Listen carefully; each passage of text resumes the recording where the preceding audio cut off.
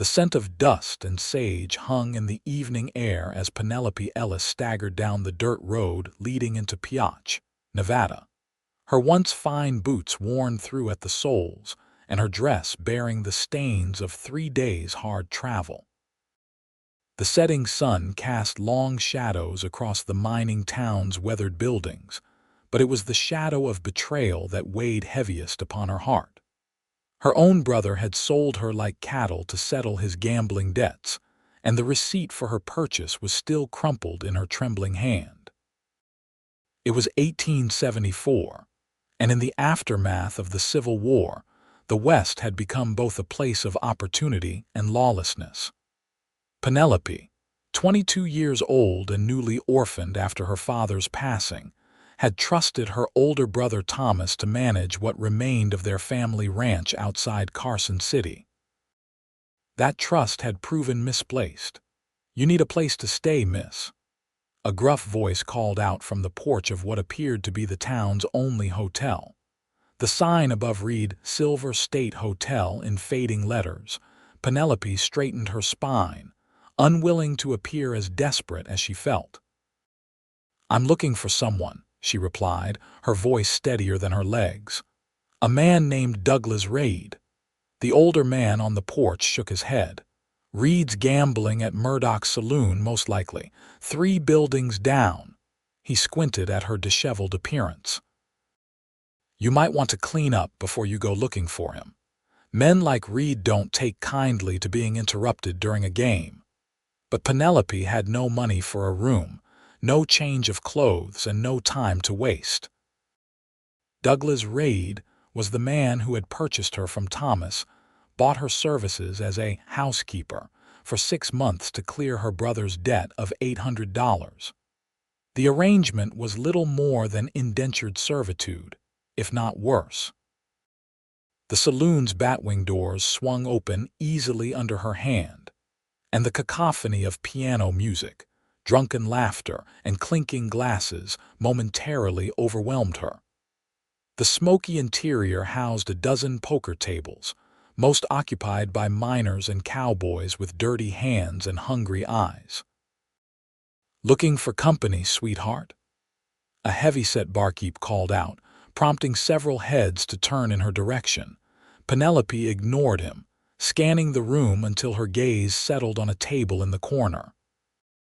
She recognized Douglas Reed from Thomas's description, a portly man with a walrus mustache and an expensive suit that strained against his substantial girth. He was laughing, cards in one hand, whiskey in the other. As she approached, conversation at the table died. Reed turned, his gaze moving from her face down to her mud-spattered dress and back again. "Well, well," he said, his voice thick with alcohol. "Thomas Ellis's pretty sister, I presume, come to fulfill your brother's obligations." Before Penelope could respond, a tall figure rose from another table. "That's no way to address a lady, Reed," the man said, his voice quiet but carrying an unmistakable edge. Reed's face darkened. "Mind your own business, Jameson. This one's mine, fair and square." The stranger stepped into the lamplight, revealing a weathered face with eyes the color of a summer storm.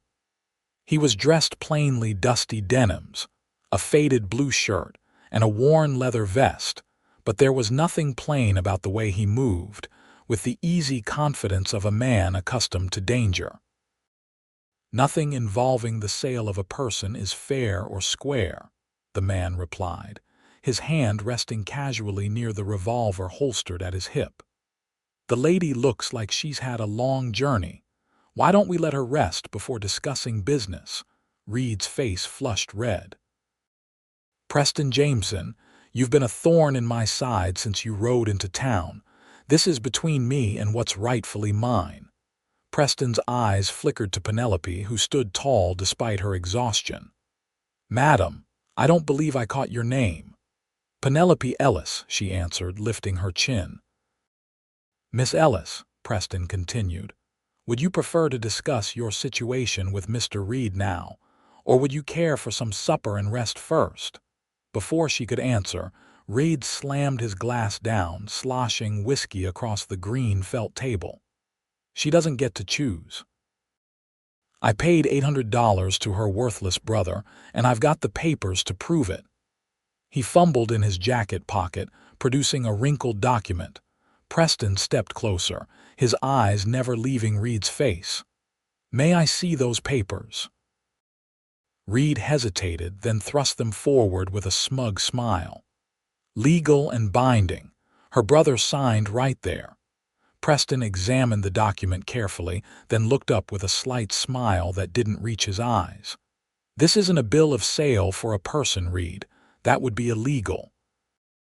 This is a labor contract, which can be terminated by either party under certain conditions." He turned to Penelope. "Did you consent to this arrangement, Miss Ellis?" "I did not," Penelope said firmly, finding courage in this unexpected ally. "I knew nothing of it until 3 days ago, when Thomas told me I was to report to Mr. Reed to work off his debt." A murmur ran through the saloon. Even in the rough justice of the West, there were lines most men wouldn't cross. Preston handed the papers back to Reed. "Seems to me you've been swindled, Reed. You can't hold a woman to a contract she never signed." Reed's face contorted with fury. "I can and I will. $800 is no small sum." "Then perhaps," Preston suggested calmly, "you should take it up with the man who took your money, not his innocent sister." A tense silence fell over the saloon. Reed's hand twitched toward the small revolver peeking from his jacket pocket. "I wouldn't," Preston warned softly. Reed hesitated, then spat on the floor. "This isn't over, Jameson. The girl comes with me tonight, or I'll have the sheriff arrest her brother for fraud. Either way, I get what's owed me." Penelope's stomach twisted at the mention of her brother. Despite his betrayal, she couldn't bear the thought of him in prison. Preston seemed to consider this for a moment. "Miss Ellis needs food and rest. She'll stay at the hotel tonight, my room. I'll find other accommodations, and tomorrow we'll sort this out properly." "And who'll guarantee she doesn't run off during the night?" Reed demanded. "I give you my word," Penelope spoke up, her voice steady. "I won't leave town until this matter is settled. My brother's debt is a matter of family honor, even if his methods were dishonorable." Preston looked at her with surprise and what might have been admiration. Reed studied her face, then nodded reluctantly. "First light tomorrow at the sheriff's office. And Jameson, stay out of my business from now on." As Reed stormed out of the saloon, Penelope felt her knees weaken with relief and exhaustion. Preston caught her elbow, steadying her. "You look like you could use that meal I mentioned," he said gently. "Why did you help me?" Penelope asked, keenly aware of the curious eyes watching them. Preston guided her to a quiet table in the corner. "Let's just say I've seen what happens to women in your situation, and it's never what they're promised." He signaled to the barkeep, who nodded and disappeared into the back. "Besides, I've had dealings with Reed before. The man's poison, charging interest that would make the devil blush." Food arrived, a simple plate of beans, bacon, and cornbread, but to Penelope, it smelled like heaven. She tried to eat slowly, maintaining some semblance of dignity. "Where's your brother now?" Preston asked, pouring her a cup of coffee. Penelope swallowed hard. "He said he was headed to Virginia City, looking for high-stakes games. She faltered, the words catching in her throat. "He said he'd win enough to buy back my contract before the 6 months were up." Preston's expression darkened. And if he lost more instead? Penelope hadn't allowed herself to contemplate that possibility. "I suppose Mr. Reed would own me for even longer," she said bitterly. "No man owns you, Miss Ellis," Preston said firmly. "That's not how things work, not even out here." "But my brother signed." "Your brother had no right to sign away your freedom," Preston interrupted. "As I said, that document is a labor contract, not a bill of sale, and even labor contracts have limits under the law." When they had finished eating, Preston escorted Penelope to the Silver State Hotel. The room was small but clean, with a narrow bed, washstand, and a window overlooking the town's main street. "I'll be back at dawn to accompany you to the sheriff's office," Preston said, standing awkwardly in the doorway. "Lock the door behind me and don't open it for anyone else, Mr. Jameson," Penelope called as he turned to go. "I don't know how to thank you." His eyes softened. "Get some rest, Miss Ellis. Tomorrow will be challenging enough." After he left, Penelope locked the door as instructed, then allowed herself the luxury of washing away 3 days of dust and tears. The bed, though simple, felt like a cloud after nights spent sleeping rough on the trail from Carson City. As exhausted as she was, sleep eluded her. Her thoughts kept returning to Thomas, the brother who had practically raised her after their mother died giving birth to Penelope. How could he have fallen so far? How could he have betrayed her so completely? Dawn came too quickly. Penelope had just finished pinning up her honey-brown hair when a soft knock sounded at the door. "Miss Ellis, it's Preston Jameson." She opened the door to find him freshly shaven, wearing a clean shirt under his leather vest. The effect was striking. He looked younger, his features sharper and more defined. "You look better," he commented, then flushed slightly. "I mean more rested." "Thank you," she replied, touched by his awkwardness. "I feel more prepared to face whatever comes." The walk to the sheriff's office was brief. Pioche was stirring to life, miners and merchants beginning their day under a sky that promised heat by noon. Sheriff William Miller was already at his desk, nursing a cup of coffee and looking displeased at the early visitors. "Jameson," he nodded. "Miss, what brings you here at this hour?" Before Preston could explain, the door opened again, and Douglas Reed entered, followed by a thin man with a nervous expression whom Penelope didn't recognize. "Sheriff Miller," Reed said without preamble, "I'm here to report fraud. Thomas Ellis took $800 from me in exchange for his sister's services for 6 months. Now she's trying to renege on the deal." Sheriff Miller's bushy eyebrows rose. "Is that so?" He turned to Penelope. "Are you Thomas Ellis's sister, miss?" "I am," Penelope confirmed. "But I never agreed to any such arrangement. I knew nothing of it until my brother informed me 3 days ago that I was to report to Mr. Reed." The sheriff scratched his graying beard. "That's a mess, no doubt about it. But what's your stake in this, Jameson?" Preston stepped forward. "I'm concerned about the lady's welfare, Sheriff. Reed is trying to enforce a contract she never signed." Reed snorted. "The law recognizes the head of household's authority to make such arrangements. Her brother acted legally." "That's not entirely accurate," the thin man beside Reed spoke up, adjusting wire-rimmed spectacles. "I'm Jonathan Parker, the town's attorney.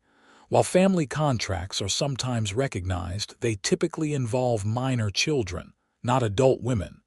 Reed's face reddened. "She was living under her brother's roof, eating his food.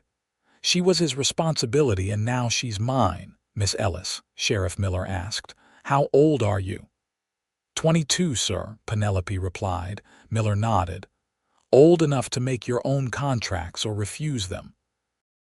"Reed, I sympathize with your position, but I can't enforce this agreement against the lady's will." Reed slammed his fist on the desk. "Then arrest Thomas Ellis for fraud.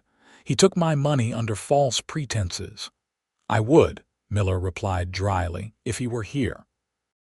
"But you said he's gone to Virginia City." Preston cleared his throat. "I have a proposition that might resolve this situation. Miss Ellis feels a moral obligation regarding her brother's debt, despite not being legally bound by it." Penelope looked at him in surprise. "Go on," Miller encouraged. "What if Miss Ellis were to work in Pioche, not for Reed directly, but perhaps at the hotel or elsewhere, and a portion of her wages went toward repaying the debt?" Preston suggested. She'd maintain her independence while honoring the family obligation she feels. Reed laughed harshly. A woman's wages. It would take years to repay $800 that way. Meanwhile, Preston continued as if Reed hadn't spoken. I'll ride to Virginia City to find Thomas Ellis and bring him back to face the consequences of his actions. Sheriff Miller considered this. Seems reasonable to me. Miss Ellis remains free, the debt gets paid eventually, and Thomas Ellis doesn't escape responsibility. Absolutely not, Reed fumed. I need that money now, not in dribs and drabs over years. The attorney, Parker, spoke again. Mr. Reed, you could sue Thomas Ellis for the full amount, but until he's found, you have no legal recourse against his sister. He adjusted his spectacles nervously. And I feel compelled to mention that any attempt to force the lady into service could be construed as kidnapping. Reed's face mottled purple with rage. This is outrageous. I'm being robbed in broad daylight. You're being offered a compromise, Sheriff Miller corrected firmly. Take it or leave it. After a tense moment, Reed spat on the floor. Fine. The woman can work at Murdoch's saloon. They need a serving girl and the tips are good. But I want half her wages and Jameson better find that brother of hers within a month or the deal's off. 2 months, Preston countered. And 1/3 of her wages, not half. 6 weeks, Reed snapped. And 40%. Preston looked to Penelope, who nodded slightly. Agreed, he said. Sheriff Miller recorded the terms in his ledger, having all parties sign. As they prepared to leave, he added, Miss Ellis, if Reed or anyone else gives you trouble, my door is always open. Outside, Penelope took her first easy breath since entering Pioche. Thank you again, Mr. Jameson. You've been kinder than I deserve. Preston shook his head. No one deserves to be treated as property, Miss Ellis. I'm just sorry you'll have to work at Murdoch's. It's not the most respectable establishment. I'm not afraid of hard work, Penelope said, lifting her chin. And I've dealt with unwanted attention before. Preston's eyes darkened briefly. All the same, I'll speak with Mrs. Holbrook at the hotel. She might have a position for you instead. The pay would be less, but the environment more suitable. Penelope smiled at his concern. That would be preferable, though I worry about extending the time it will take to repay the debt. Let me worry about that, Preston said. I meant what I said about finding your brother. Why would you do that for a stranger? Penelope asked, genuinely puzzled by his continued assistance. Preston looked away toward the distant mountains. Let's just say I understand what it means to be betrayed by family. No one should face that alone. Before she could press for details, Mrs. Holbrook emerged from the hotel, a stern-faced woman with iron-gray hair pulled into a tight bun. Mr. Jameson, I heard you gave up your room last night. Very gallant, though unnecessary. We had 2 vacant rooms. Preston smiled sheepishly. It was a complicated situation, Mrs. Holbrook. In fact, I was hoping to speak with you about a position for Miss Ellis here. She's new to town and needs employment. Mrs. Holbrook scrutinized Penelope with narrowed eyes. Can you cook, clean, mend linens? Yes to all, madam, Penelope replied.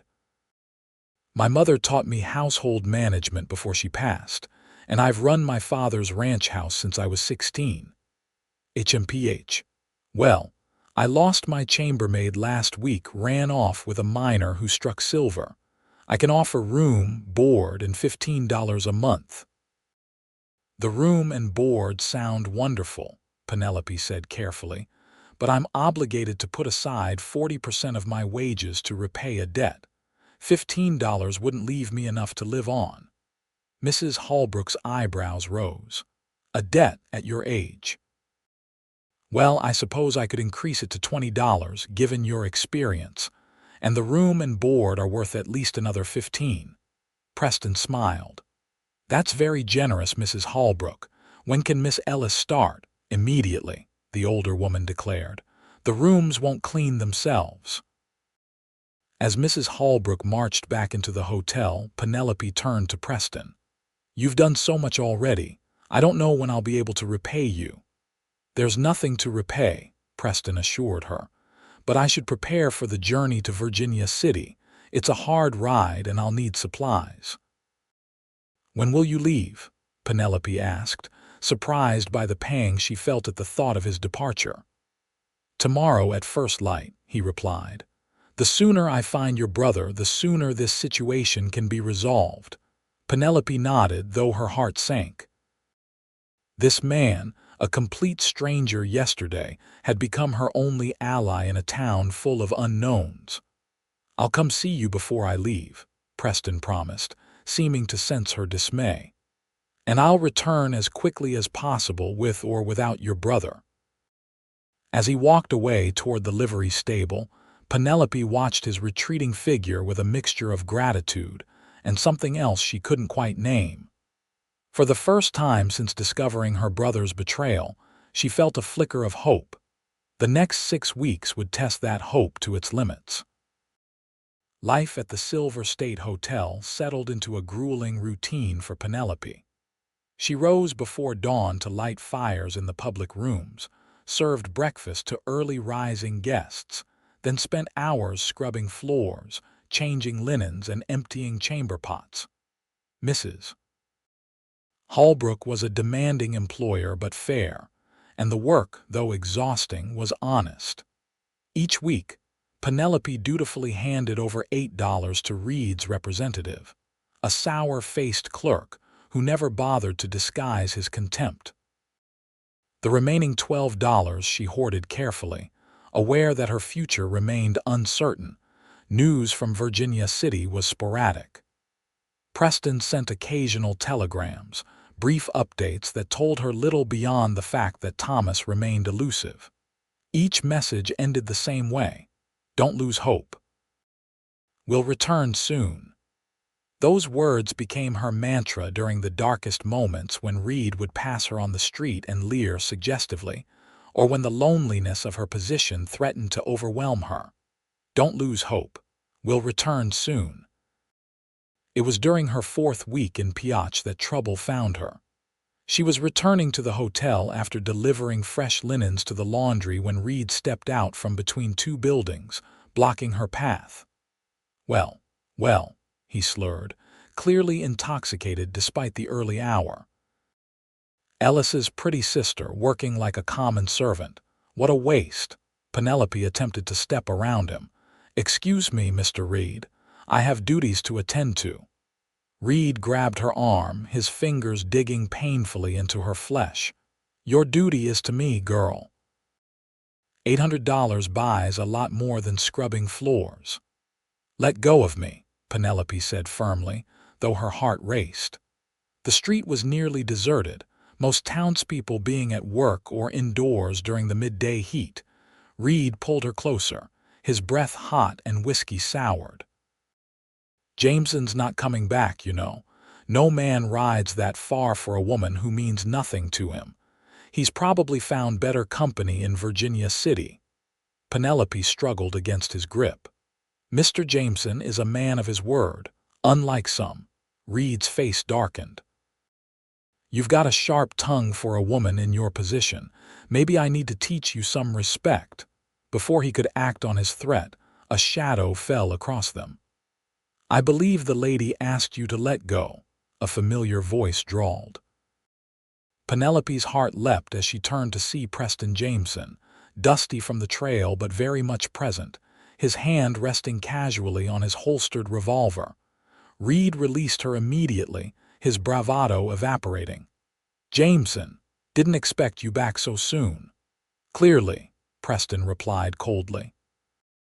"Miss Ellis, are you all right?" "I'm fine," she assured him, rubbing her arm where Reed's fingers had left marks. Preston's eyes narrowed as he noticed the gesture. "Reed, I suggest you return to whatever hole you crawled out of. Miss Ellis and I have business to discuss." Reed sneered but backed away. "Business, is it? Well, don't forget our arrangement. 6 weeks is almost up and I haven't seen a penny of my $800.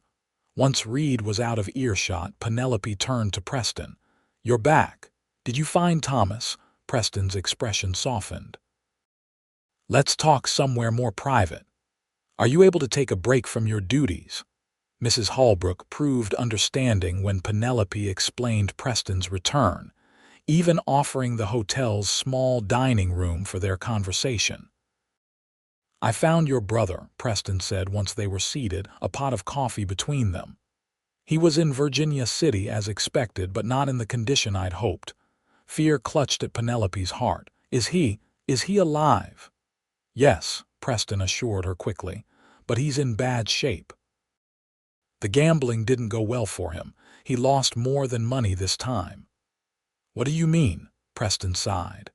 "He got caught cheating at cards. They broke his right hand deliberately to ensure he couldn't handle cards properly again. When I found him, he was begging on the streets, trying to earn enough for whiskey to dull the pain." Penelope closed her eyes briefly, picturing her once proud brother reduced to such circumstances. "Where is he now?" "On his way here," Preston replied. "I put him on the stage yesterday morning. He should arrive tomorrow or the day after." "And the money?" Penelope asked hesitantly. "Did he have any of it left?" Preston's expression answered before his words did. "Not a cent. He gambled it all away within days of arriving in Virginia City." Penelope nodded, having expected as much. "Then nothing has changed. I still owe Reed $800. "Not quite," Preston said, reaching into his vest pocket. He withdrew a leather pouch and placed it on the table between them. $800 in full." Penelope stared at the pouch in disbelief. "How? Where did you get this?" "Your brother may have lost Reed's money, but he won from others before his luck turned," Preston explained. "He didn't lose everything to the same people. I tracked down his winners and convinced them that the money had been obtained dishonestly." "You forced them to return it?" Penelope asked, shocked. Preston's lips quirked in a half-smile.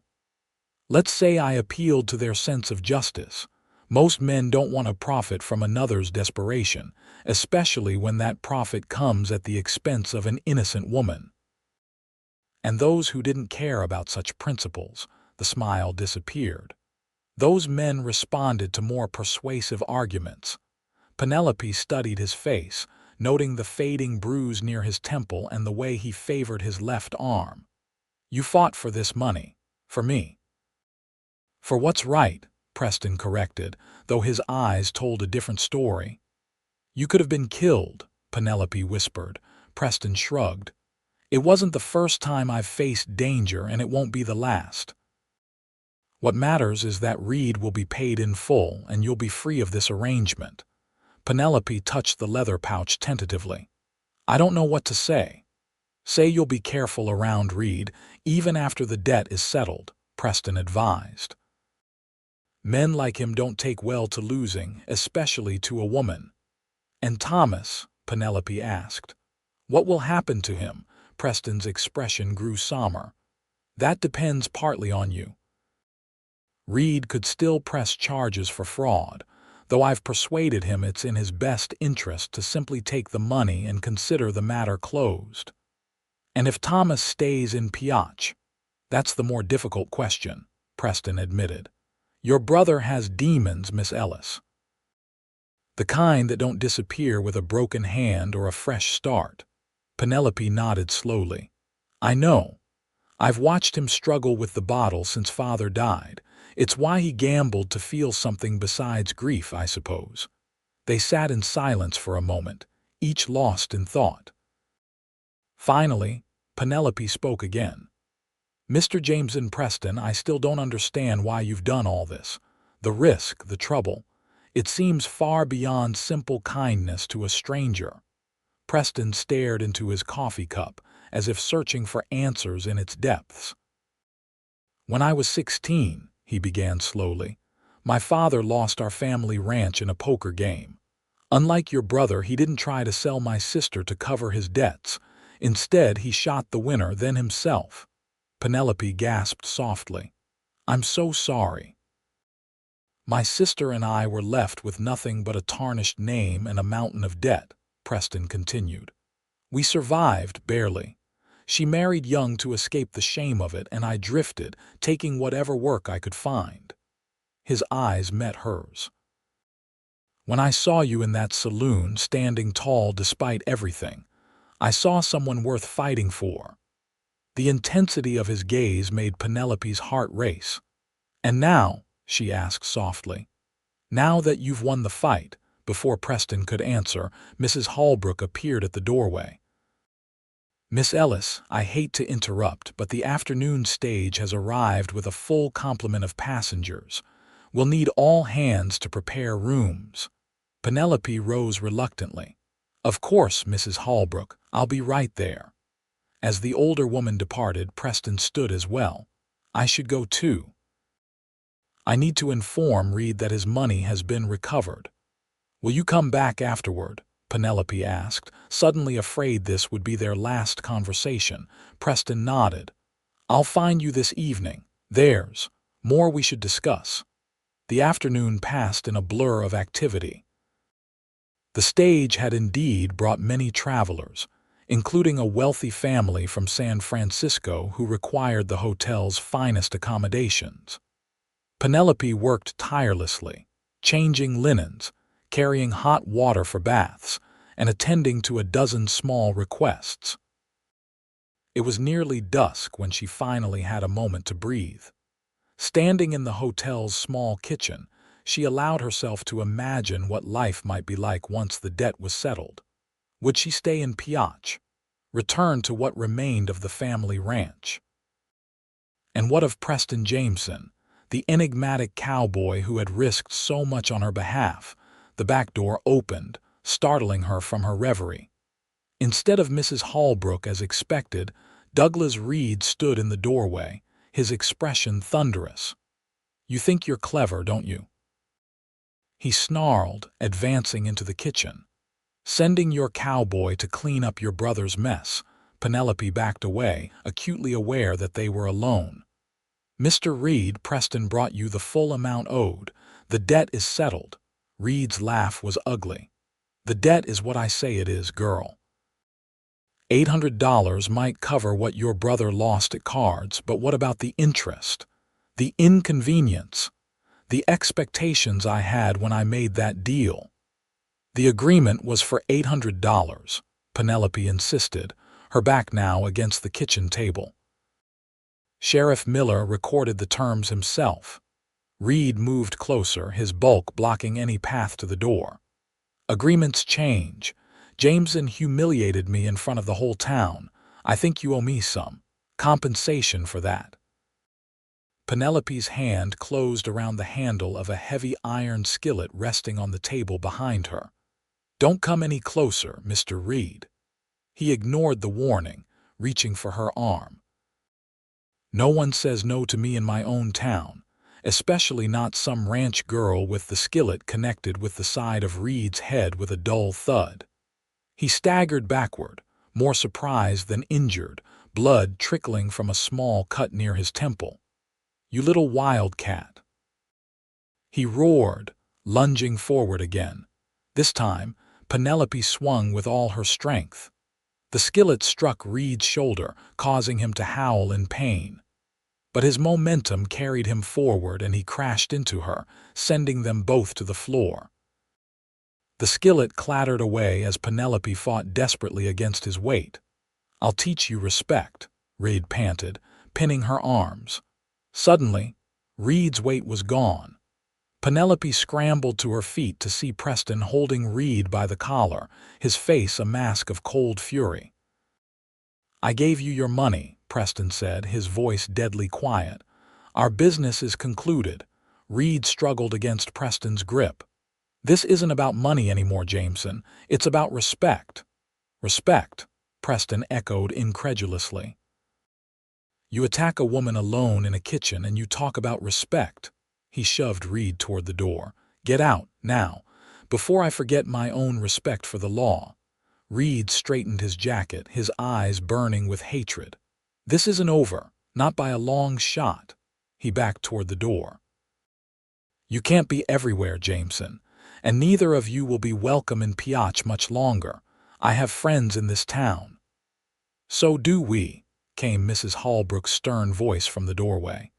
She stood with a double-barreled shotgun cradled in her arms. "And I don't take kindly to men who threaten my employees in my kitchen. Leave now, Mr. Reed, or I'll give the sheriff a reason to lock you up."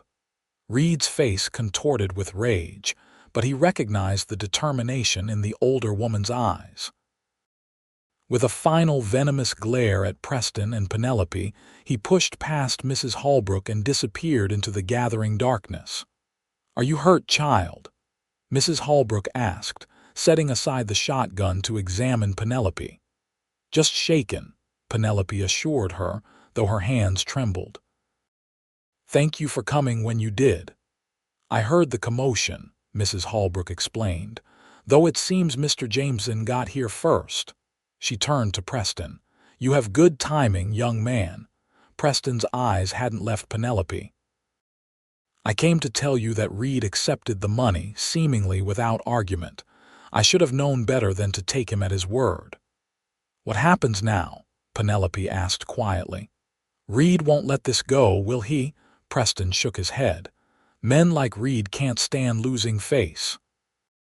And he's right about one thing: he does have influence in this town." Mrs. Holbrook snorted. "Influence built on fear and money, not respect. Still, he could make things difficult for you both." "Thomas arrives tomorrow," Penelope said, thinking aloud. "Perhaps it would be best if we all left Pioche." "And go where?" Preston asked gently. Penelope hesitated. "I still own half the ranch near Carson City. Thomas can't sell it without my signature. It's not much. The house needs work and the herd is small, but it's something." "A ranch needs hands to work it," Mrs. Holbrook observed, "and your brother doesn't strike me as reliable help." "No," Penelope agreed sadly, "but I have some savings from my wages here. It might be enough to hire help, at least temporarily." Preston cleared his throat. "I have experience with cattle, and I've been thinking about settling down somewhere." The implication hung in the air between them. Mrs. Holbrook looked from one to the other, a knowing smile crossing her usually stern features. "Well," she said briskly, "it seems you two have matters to discuss. I'll leave you to it. Miss Ellis, take the rest of the evening off. After what's happened, you've earned it." After Mrs. Holbrook departed, an awkward silence descended. Penelope busied herself picking up the fallen skillet and setting the kitchen to rights. "You fought well," Preston commented, watching her. "Reed never expected that." Penelope smiled faintly. "My father taught me never to be helpless, though I admit I was grateful for your arrival." "Penelope," Preston said, stepping closer. "What I was trying to say earlier before we were interrupted. I didn't help you out of mere charity or some abstract sense of justice." Penelope's heart quickened. "No, no," he confirmed softly. "I helped you because from the moment I saw you in that saloon, something inside me recognized something in you. A strength, a dignity that Reed and men like him could never understand or break. And now," Penelope whispered, "now that the debt is paid." Preston took her hand, his calloused palm warm against her skin. "Now I find myself reluctant to leave your side. These weeks in Virginia City, searching for your brother, I thought of little else but returning to you."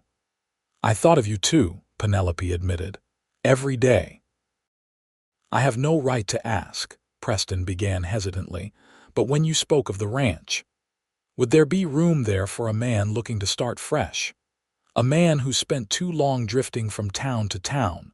Penelope's smile bloomed, bright as the desert sunrise. "I think such a man would be essential to making the ranch prosper again." Preston's eyes darkened with emotion. "I should be clear, Penelope. I'm not offering merely to be your ranch hand. And I'm not looking merely for an employee," she replied, her voice steady despite her racing heart. Slowly, Giving her every opportunity to pull away, Preston leaned down and pressed his lips to hers. The kiss was gentle at first, then deepened as Penelope responded, her arms encircling his neck. When they finally parted, Preston rested his forehead against hers.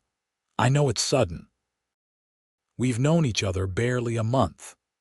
"Sometimes," Penelope said softly, "the heart knows what it wants far sooner than the head is willing to admit." Their second kiss was interrupted by the sound of the back door opening. They sprang apart as a disheveled man stumbled into the kitchen. His right hand was heavily bandaged, his clothes wrinkled and stained, and his unshaven face bore the unhealthy pallor of a man too long acquainted with whiskey. "Thomas," Penelope gasped, recognizing her brother despite his altered appearance. Thomas Ellis squinted in the lamplight, his bloodshot eyes moving from his sister to Preston and back again. "Penny, is that really you? You're early," Preston observed coolly. "The stage wasn't expected until tomorrow." Thomas swayed slightly. "Got a ride with a freight wagon. Couldn't wait to see my dear sister." His tone was bitter, laced with self-pity. "Especially after your friend here made it clear what would happen if I didn't come back to face the music." Penelope stepped toward her brother, emotions warring within her: anger at his betrayal, pity for his current state, and the instinctive love of shared blood and memories. "Thomas, what were you thinking?" she asked quietly. "How could you sell me to a man like Reed?" Thomas wouldn't meet her eyes. "I was desperate, Penny, down to my last dollar and owing more than I could ever repay.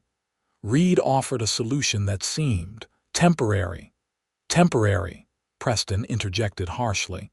"You sold your sister's freedom for gambling money." "There's nothing temporary about the kind of servitude Reed had in mind." Thomas flinched. "I was going to win enough to buy back the contract. That was always the plan."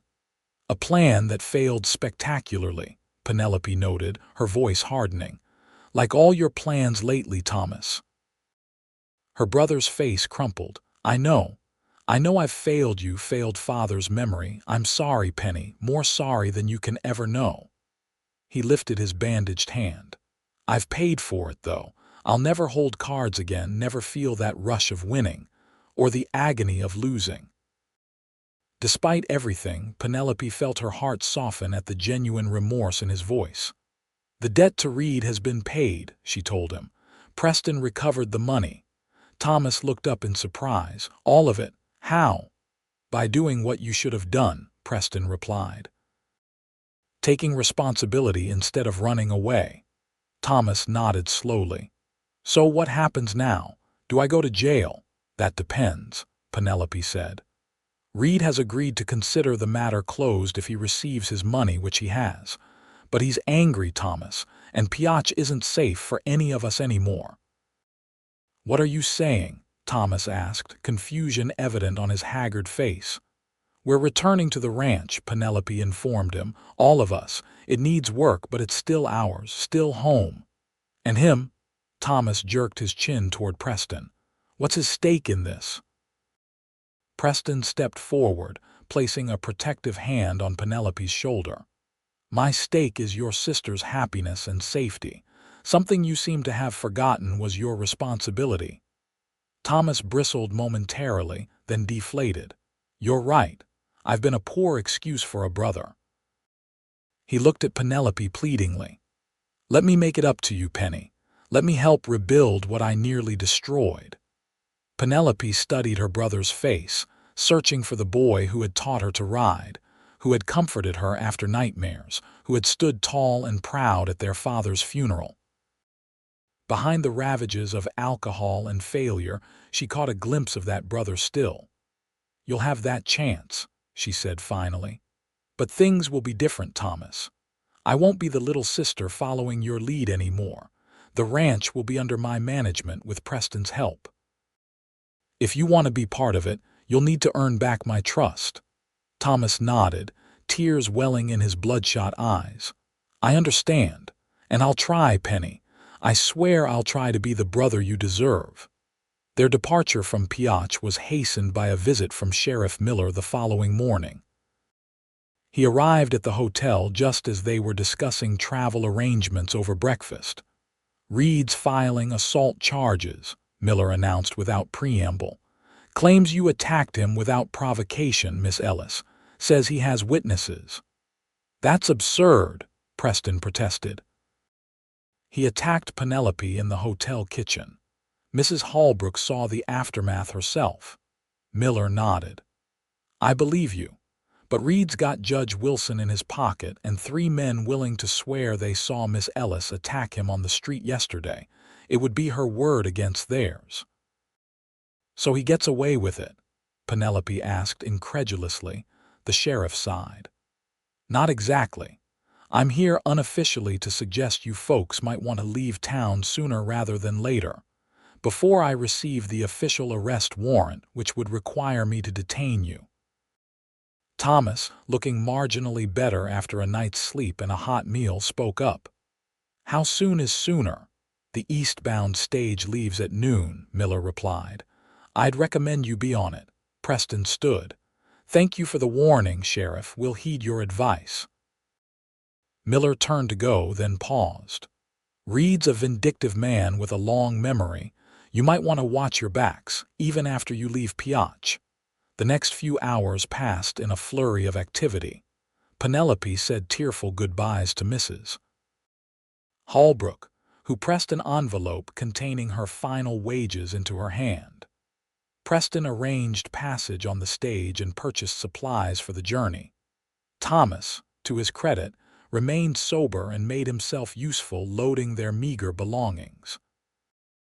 As the stage rattled out of Pioche shortly after noon, Penelope gazed back at the town that had briefly been her prison, then her workplace, and finally the place where she had found an unexpected ally who had become something much more.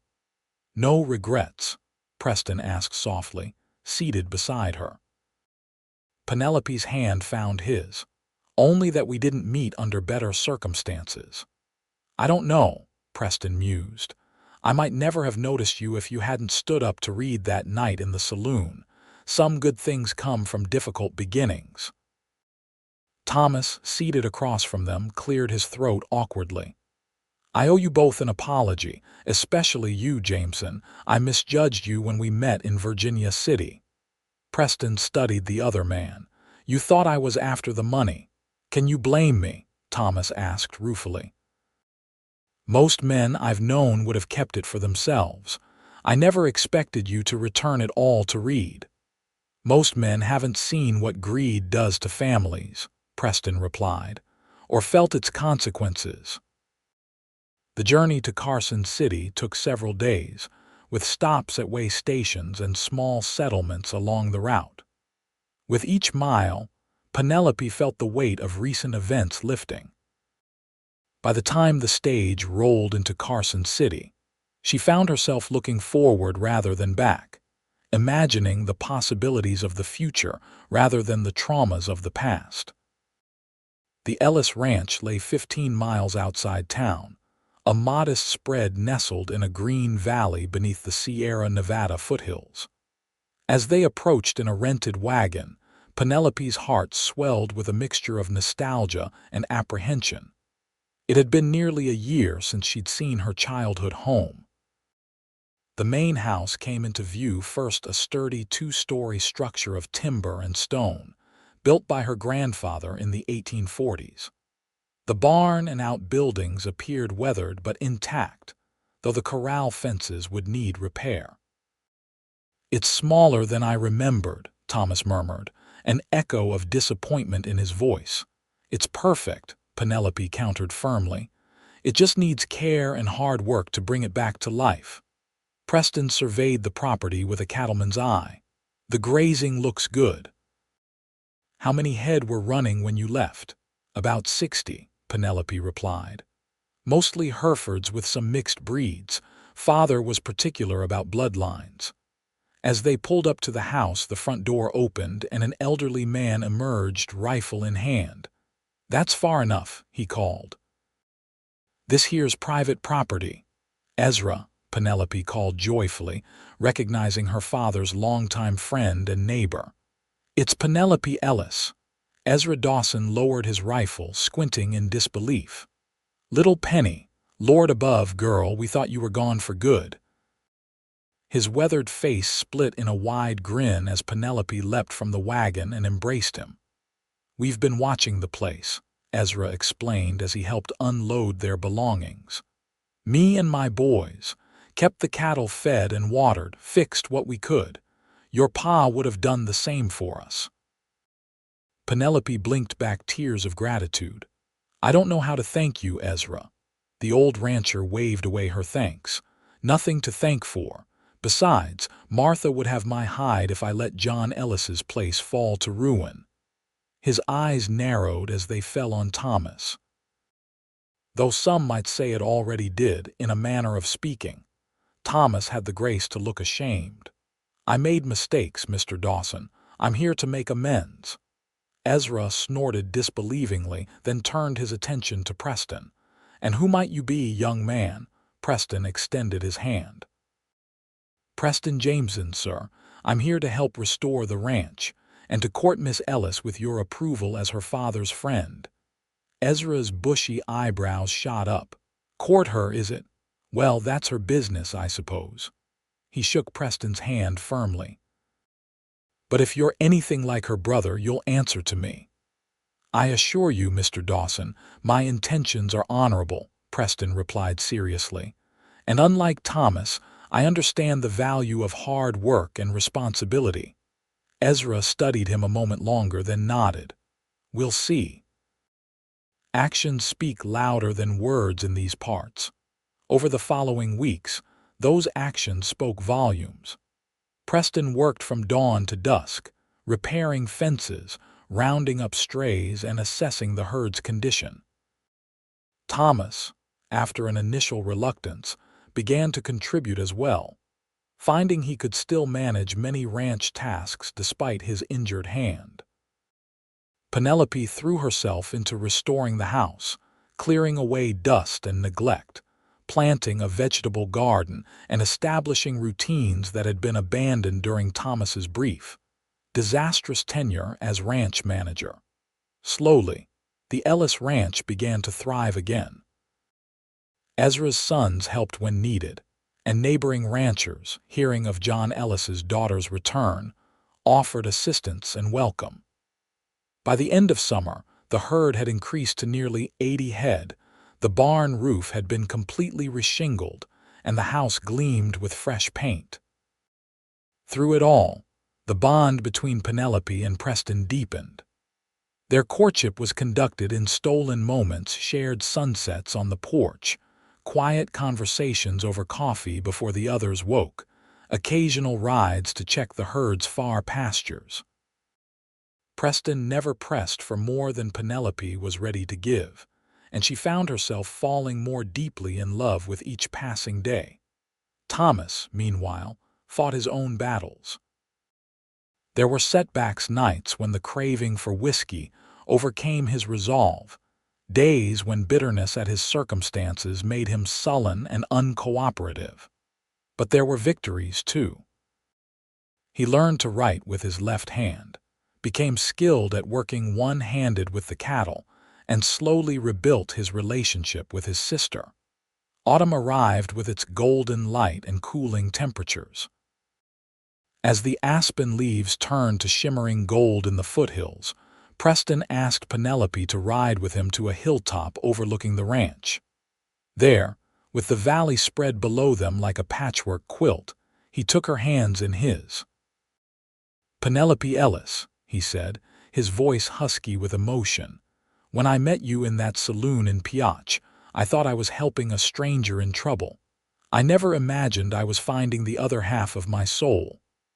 Penelope's heart soared as Preston knelt before her. "These past months have shown me what I've been searching for all these years of drifting. Not just a place to call home, but someone to share it with. Someone whose strength matches my own, whose heart beats in time with mine." He reached into his pocket and withdrew a small gold band. "This was my mother's. I've carried it always, waiting for the right woman to give it to. Will you marry me, Penelope? Will you build a life with me on this land you love so much?" Tears of joy welled in Penelope's eyes. "Yes," she whispered, then louder. "Yes, Preston Jameson, I will marry you." Their wedding was held the following month in Carson City's small church. Ezra Dawson gave Penelope away, his gruff exterior softening as he placed her hand in Preston's. Thomas stood as Preston's best man, sober and smiling, genuinely happy for his sister's happiness. The ranch continued to prosper under their joint management. By the following spring, they had expanded the herd and hired 2 full-time hands to help with the increasing workload. Thomas, having found purpose in honest labor, took charge of breaking horses, developing a reputation throughout the region for his gentle but effective methods. One evening, nearly a year after their wedding, Penelope and Preston sat on the porch swing, watching the sunset paint the western sky in hues of orange and purple. "I received a letter today," Penelope said, resting her head on her husband's shoulder. "From Sheriff Miller in Pioche." Preston tensed slightly. "What did he say?" "Douglas Reed is dead," Penelope replied quietly. "Killed in a dispute over a card game. Apparently he accused the wrong man of cheating." Preston was silent for a long moment. "I can't say I'm sorry to hear it." "Nor I," Penelope admitted. "Though I'm sorry for the man he might have been, had greed and cruelty not consumed him." Preston pulled her closer. "Some men choose their paths and suffer the consequences. We chose differently." Penelope placed her hand over his, guiding it to rest on her slightly rounded belly. "And our choices have led us here." Preston's eyes widened as understanding dawned. "Penelope, are you?" "Yes," she confirmed, her face glowing with happiness. "Dr. Bennett confirmed it yesterday. We'll welcome our child around Christmas." Preston gathered her in his arms, his joy too great for words. As they held each other in the fading light, Penelope reflected on the strange, difficult journey that had brought her to this moment of perfect contentment. Her brother had sold her to pay his gambling debts, an act of desperate betrayal that should have destroyed her life. Instead, it had led her to Preston Jameson, the cowboy who had made her brother return every cent and in doing so, had given her a love worth more than all the gold in Nevada. Their daughter, Elizabeth Rose Jameson, was born on a snowy December night, with Thomas pacing nervously outside and Preston holding Penelope's hand throughout her labor. As Preston placed their newborn daughter in Penelope's arms, she knew with absolute certainty that every tear, every fear, every moment of pain had been worth it for this new family they had created.